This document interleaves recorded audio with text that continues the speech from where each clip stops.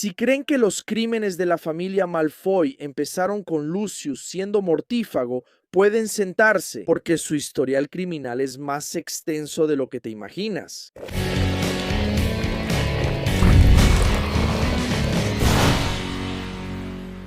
¿Qué onda, magos? ¿Todo bien? El nombre Malfoy viene del francés antiguo y significa mala fe, un significado bastante apropiado para una familia como la de ellos. El origen del nombre es importante para que entendamos también el origen de la familia, porque los Malfoy no siempre estuvieron establecidos en Gran Bretaña. El primer miembro de la familia Malfoy que dio origen al linaje que vive en Wiltshire, en Inglaterra, fue Armand Malfoy. Como muchos de los ancestros de familias nobles inglesas, Armand llegó a Gran Bretaña formando parte del ejército de Guillermo el Conquistador. Guillermo I era duque de Normandía y después de largas batallas para establecer su dominio sobre la región francesa, él y su ejército invadieron Inglaterra, donde su primo Eduardo, el Confesor, era rey. En su lecho de muerte, Eduardo nombró a otra persona como su sucesor, Haroldo II.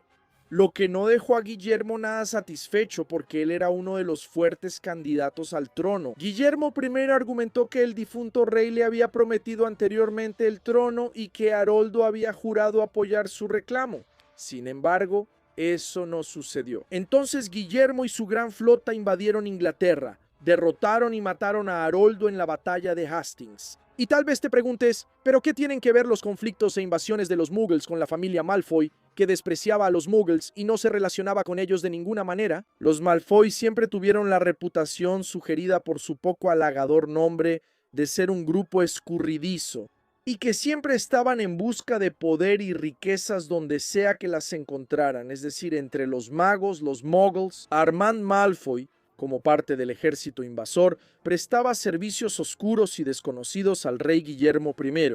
Si el rey Muggle sabía que él era mago, eso es un misterio. Pero esos servicios especiales oscuros eran ciertamente criminales, y eso le valió a Armand Malfoy varias recompensas, como por ejemplo las tierras locales confiscadas donde se construyó la mansión Malfoy, que ha albergado generaciones y generaciones de la familia por casi 10 siglos. Entonces aquí, con el primer miembro de la familia Malfoy que dio origen al linaje en Inglaterra, ya tenemos grandes indicios de que él cometió varios crímenes al servicio del rey. Tomas de tierras, asesinatos, quién sabe qué más hizo ese tipo en nombre del rey. Y entonces vamos al siglo XIV, donde el mundo casi fue devastado por la peste negra. Una enfermedad que mató cerca del 40% de la población mundial. Eso es muchísima gente. Y tal vez te preguntes, ¿no es posible que Malfoy haya causado la peste negra? No, no fue así, pero Nicolás Malfoy sacó mucho provecho de esa pandemia. Él asesinaba muggles que vivían en los alrededores de la mansión Malfoy y anexaba esas tierras al dominio de la familia. Y esos asesinatos se encubrían como muertes por peste negra. Nicolás Malfoy nunca fue castigado. Él escapó de la censura del Consejo de Magos,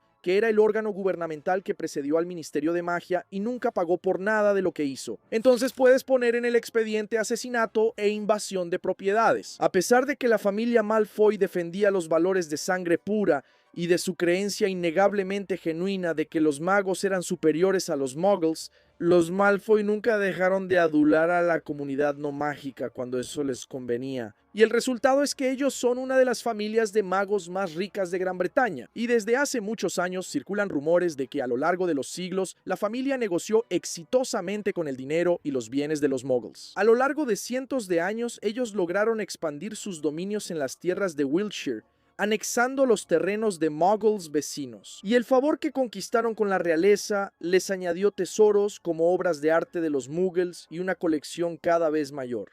Históricamente los Malfoy hacían una distinción clara entre los muggles pobres y los ricos y poderosos. Con los pobres no se mezclaban. Pero si los muggles tenían dinero, poder y formaban parte del círculo social alto, entonces no había ningún problema para ellos socializar con esa gente. Entonces, hasta la imposición del Estatuto Internacional del Secreto, que ocurrió en 1962, la familia Malfoy era activa en los círculos muggles de la sociedad. Y esa fervorosa oposición al estatuto se debía justamente al hecho de que tendrían que retirarse de esa agradable esfera de la vida social. Incluso esa relación de los Malfoy con los muggles no se limitaba solamente a los negocios, porque existe amplia evidencia de que el primer Lucius Malfoy, que vivió ahí en el siglo XVI, fue un pretendiente fallido, claro, a la mano de la reina Isabel I, quien lo rechazó.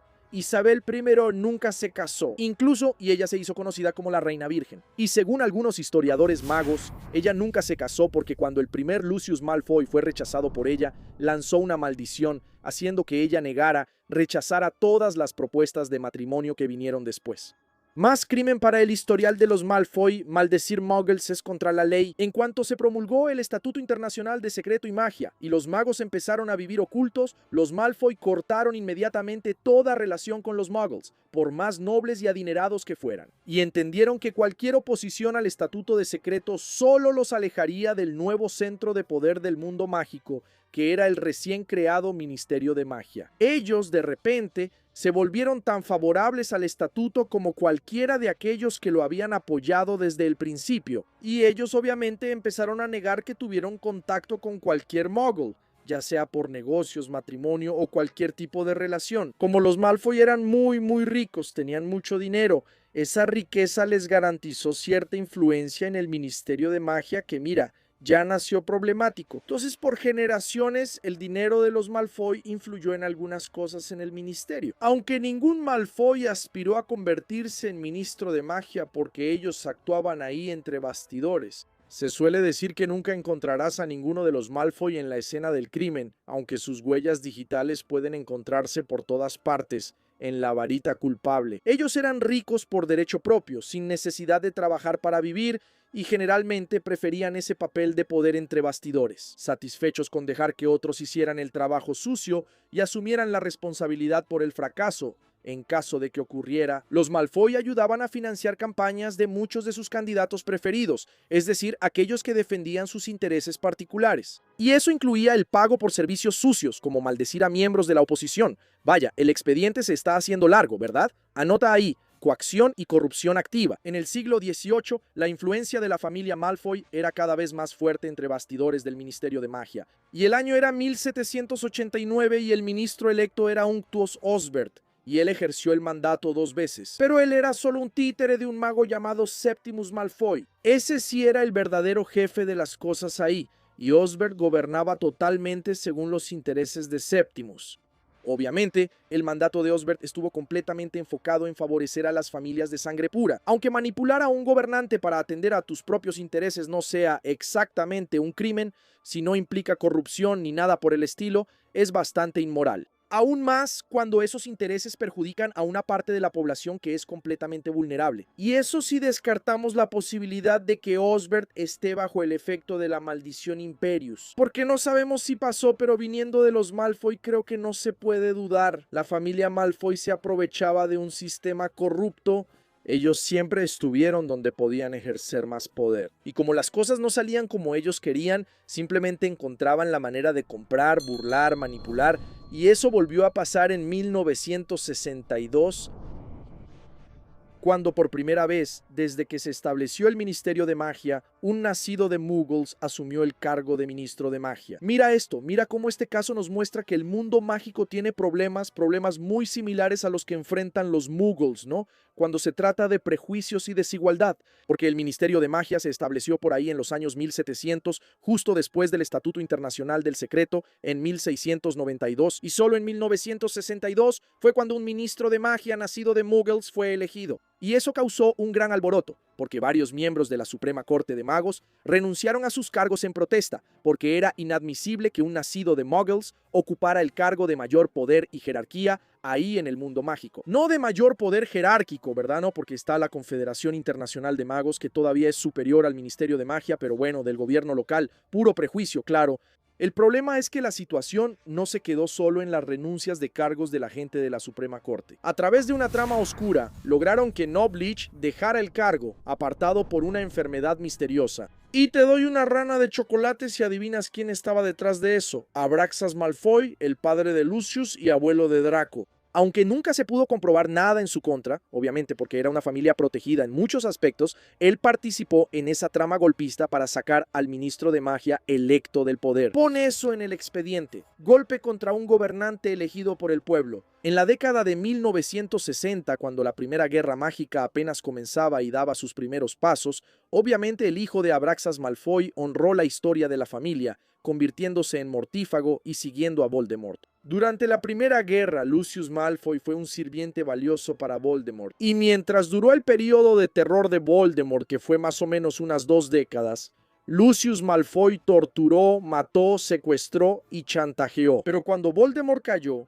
él alegó estar bajo el efecto de la maldición Imperius y obviamente fue absuelto de todas las acusaciones por los crímenes que había cometido. Como decía Cornelius Fudge, una familia muy importante, los Malfoy, donaciones generosas para causas importantes del ministerio. En el periodo en que Voldemort estuvo en el exilio, Lucius Malfoy se quedó ahí, en lo suyo, en su vida cómoda y rica, obviamente todavía defendiendo todos los prejuicios y absurdos que él defendía. Y moldeando, obviamente, a su hijo para que fuera tan malo o peor que él. Entonces, en el año de 1992, Lucius Malfoy se ve obligado a deshacerse de algunos objetos que podrían comprometer lo que tenía en su residencia, porque el Ministerio de Magia estaba haciendo redadas después de indicios de que Voldemort había invadido Hogwarts a través de Quirrell. Y entonces todos los que tenían alguna conexión con Voldemort en el pasado estaban siendo investigados de nuevo. Lucius Malfoy coloca el diario de Tom Riddle entre los materiales de Gina Weasley con la esperanza de lograr 3 cosas: deshacerse del objeto que podría causarle vergüenza,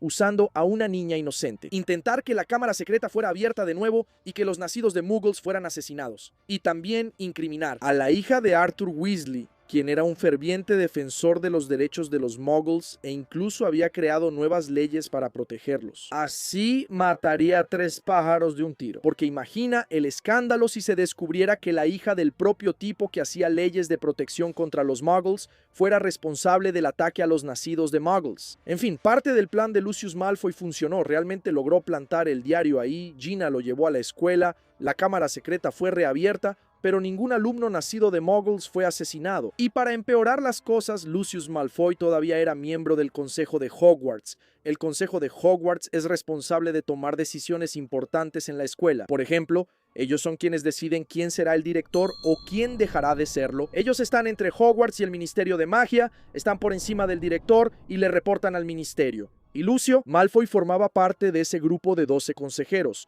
donde amenazó a los otros 11 miembros del consejo para que firmaran la destitución de Dumbledore de Hogwarts, debido a los ataques que estaban ocurriendo en Hogwarts. O sea, algo que él mismo causó. En fin, el diario fue destruido, los planes de Lucius Malfoy fueron frustrados, pero no había manera de probar que él estaba detrás de eso. Piénsalo, si teniendo todas las pruebas en la Primera Guerra, donde fue capturado, juzgado y absuelto, ¿cómo ahora iban a poder probarlo con el diario destruido, que era la mayor prueba de eso? En fin, parte del problema fue resuelto. Dumbledore recupera su puesto y una vez más los Malfoy se libran de la culpa. Durante la Copa Mundial de Quidditch de 1994, Lucius Malfoy y sus compañeros mortífagos encontraron el momento perfecto para cometer un atentado y en el lugar del campamento de la Copa simplemente levantaron a la familia de Muggles, que eran los dueños del terreno, por los tobillos y los lanzaron al aire. Esto fue un gran choque para la comunidad mágica de Gran Bretaña, porque aunque había indicios de que Voldemort intentaba regresar 3 años antes,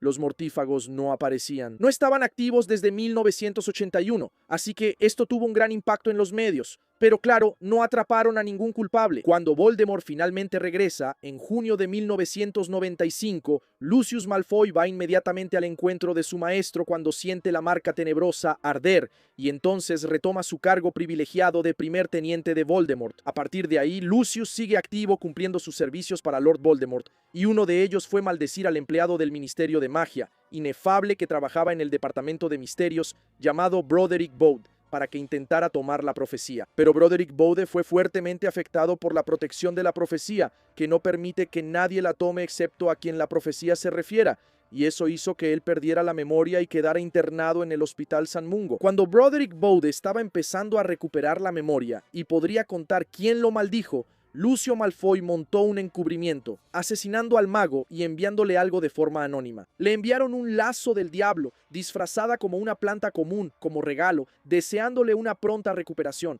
Así, el mago fue estrangulado por la planta cuando nadie lo estaba viendo. Ese mismo año, Lucius Malfoy lideró la invasión al Ministerio de Magia, en un intento de conseguir la profecía, donde, a través de una trampa, Harry Potter fue atraído al Departamento de Misterios, y una batalla entre el ejército de Dumbledore y los mortífagos ocurrió. Y la Orden del Fénix llegó como refuerzo, donde por primera vez Lucius Malfoy fue atrapado en flagrancia, y esta vez no pudo escapar. La familia Malfoy por primera vez es puesta en desgracia ante la sociedad mágica y la verdad sobre ellos finalmente es revelada. La desgracia de la familia Malfoy no ocurrió solo ante la sociedad mágica, sino también con Voldemort. Lucius Malfoy y su familia cayeron en completo descrédito y para castigarlos, Voldemort nombra a Draco Malfoy como uno de sus mortífagos y le da una misión imposible: matar a Dumbledore. Cuando el Ministerio de Magia cae y Voldemort toma el poder, estableciendo un gobierno títere, Lucius Malfoy recibe la libertad de Azkaban, pero dejó de tener el puesto que tenía entre los mortífagos y pasaba a ser frecuentemente humillado por Voldemort y por los demás mortífagos. Aún así,